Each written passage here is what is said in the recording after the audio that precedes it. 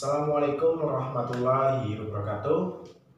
Alhamdulillah kita bisa bertatap muka, kita bisa bertemu walaupun kita masih dalam kondisi jarak jauh, tapi kita masih bisa bersyukur diberikan nikmat sehat sehingga kita bisa melakukan kegiatan pada hari ini. Dan pada kesempatan yang baik ini, nanti kita akan bersama-sama belajar melanjutkan materi pembelajaran kemarin. Namun sebelum kita masuk ke dalam pematerinya, alangkah baiknya kita berdoa terlebih dahulu supaya dalam proses pembelajaran kita diberikan ilmu oleh Allah Subhanahu wa Ta'ala, diberikan kemudahan dalam proses pembelajaran. Kita berdoa dulu. Bismillahirrahmanirrahim. Raditu billahi rabba wa bil islami dina wa bi Muhammadin nabiyya wa rasula. Rabbi zidni ilma warzuqni fahma. Amin. Nah, kita sudah berdoa. Dan jangan lupa kita juga membaca sholawat dulu, biar kita besok mendapatkan syafaat dari Kanjeng Nabi Muhammad SAW. Kita sholawatan dulu. Sholatullah salamullah ala toha rasulillah. Sholatullah salamullah ala yasin habibillah. Nah, itu sholawatnya, dan juga pasti kita berharap mendapatkan syafaat dari Kanjeng Nabi Muhammad SAW. Allahumma amin ya robbal alamin. Nah, kita masuk ke dalam proses pembelajaran, yang mana pada minggu lalu kita sudah belajar mengenai ilmu pengetahuan membuat semuanya menjadi mudah. Nah, kita sudah belajar mengenai Quran surat Ar-Rahman ayat 33 dan juga Quran surat Al-Mujadalah ayat 11. Nah, sudah kalian baca dan pahami tayangan video kemarin? Pastinya sudah dong. Ya, pandangan Pak Guru kalian sudah memahami dan menyimak video tersebut. Nah, kemarin kita juga sudah membahas mengenai hukum bacaan alif lam samsiah dan juga alif lam komariyah. Itu juga sudah dibahas, dan juga mengenai isi kandungan yang ada di dalam Quran surat Ar-Rahman dan juga Quran surat Al-Mujadalah ayat 11, serta belajar mengenai pentingnya mencari ilmu atau pentingnya kita menuntut ilmu. Nah, di minggu lalu sudah Pak Guru sampaikan, pastinya kalian pun sudah bisa mengenai pembahasan sebelumnya. Nah, di pembahasan selanjutnya kita akan bersama-sama belajar mengenai lebih dekat dengan Allah Subhanahu wa Ta'ala yang sangat indah namanya. Nah, ketika kita melihat atau mengambil kata yang sangat indah namanya, otomatis dalam benak kita pun terlintas yang namanya Asmaul Husna. Nah, kita nanti akan belajar mengenai Asmaul Husna, ya.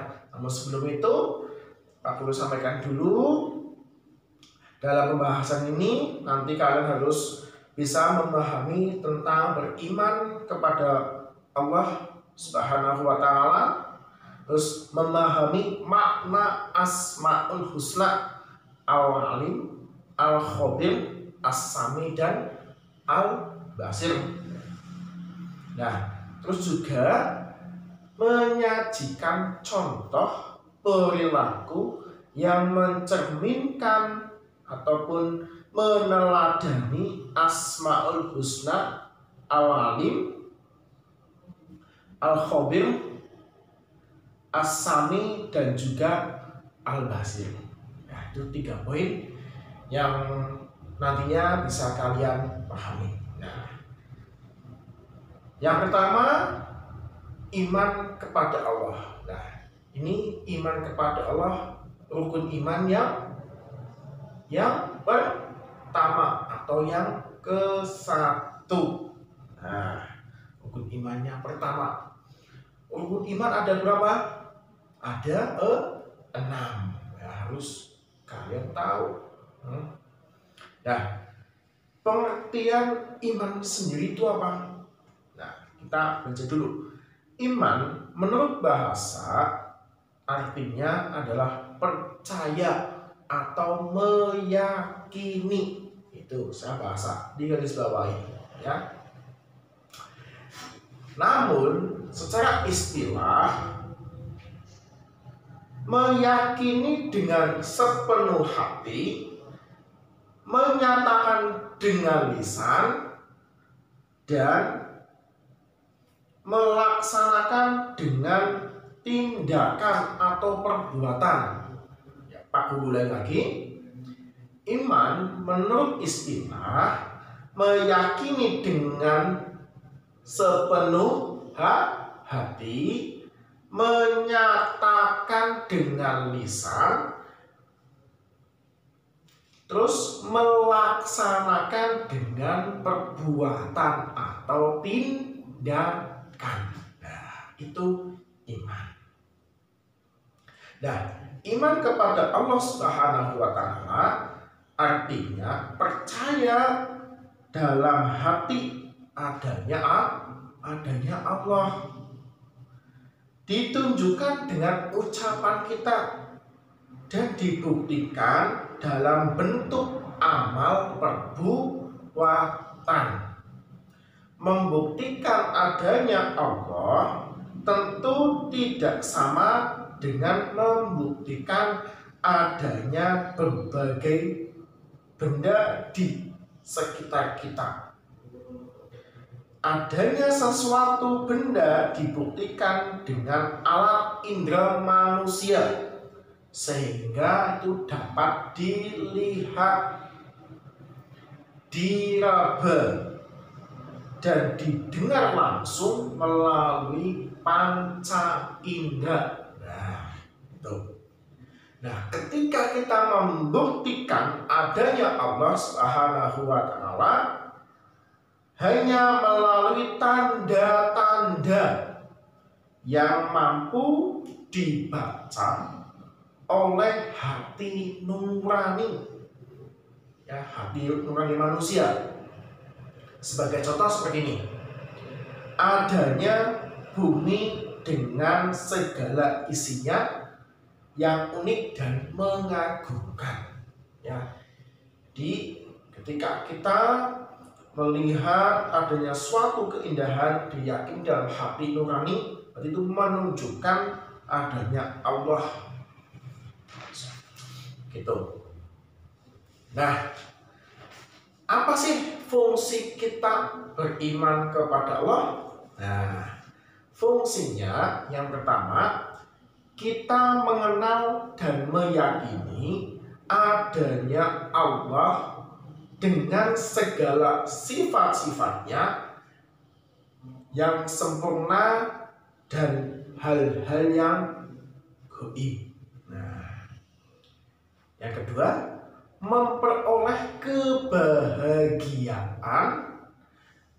Kebahagiaan apa? Ya, kebahagiaan hidup di dunia dan di akhirat. Allahumma amin ya rabbal alamin.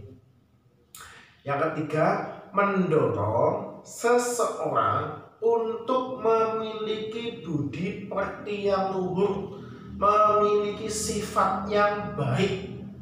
Ketika kita beriman, otomatis kita harus mempunyai sifat yang baik. Akan merasakan ketenangan dan ketentraman dalam menghadapi cobaan hidup. Nah, ini penting. Kita beriman kepada Allah, biar kita ketika ada musibah yang menimpa diri kita harus sabar menghadapi cobaan tersebut. Ya, jangan kita undang, jangan kita ke Gusti Allah yang macam-macam, itu nggak boleh. Ya, kita harus bisa mengambil sisi positif dari sebuah musibah.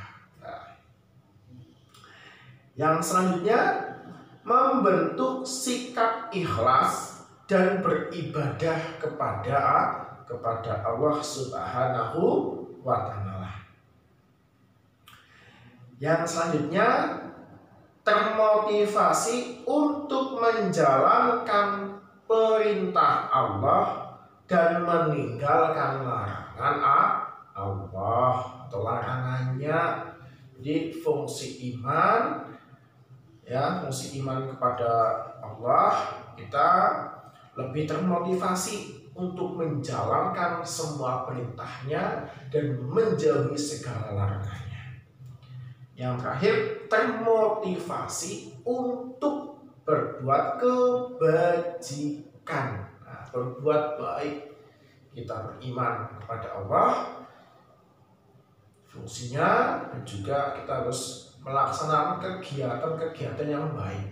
Ketika kita beriman, ketika kita percaya, otomatis kita pun juga bisa termotivasi untuk menjadi orang yang lebih baik. Allahumma amin ya rabbal alamin. Nah, tadi sekilas mengenai pengertian iman dan fungsi iman. Nah, kita sedikit mengutip ataupun sedikit disampaikan terkait pengertian Asmaul Husna. Nah, sudah tadi disampaikan dari awal, sudah kita singgung bersama bahwa Asmaul Husna jumlahnya ada berapa? Ada yang tahu? Ya, 99. Nah, itu jumlah Asmaul Husna. Pengertiannya apa? Asmaul Husna adalah nama-nama Allah yang baik dan agung, atau nama Allah yang indah, gitu ya. Dan dalam Quran surat Al-Mu'min ayat 60, ya, di situ disebutkan yang artinya seperti ini. Dan Tuhanmu berfirman, berdoalah kamu semua kepadaku, niscaya ku perkenankan bagimu. Nah, di dalam Quran surat Al-A'raf ayat 180 juga disampaikan, Allah mempunyai al-asmaul husna, maka berdoalah kamu kepadanya dengan menggunakan al-asmaul husna. Itu ya, tadi dasarnya kita mengenai dan juga membaca asmaul husna. Nah, terkait contoh-contoh dari asmaul husna akan kita pelajari pada minggu besok. Kita cukupkan di sini. Terima kasih. Semoga pertemuan pada pagi hari ini ilmunya berkah dan manfaat. Allahumma amin ya rabbal alamin. Kita akhiri dulu dengan bacaan hamdalah bersama-sama. Semoga ilmu yang kita lakukan bermanfaat untuk kalian semua, ya. Alhamdulillahirabbil alamin, ya. Terima kasih dan wassalamualaikum warahmatullahi wabarakatuh.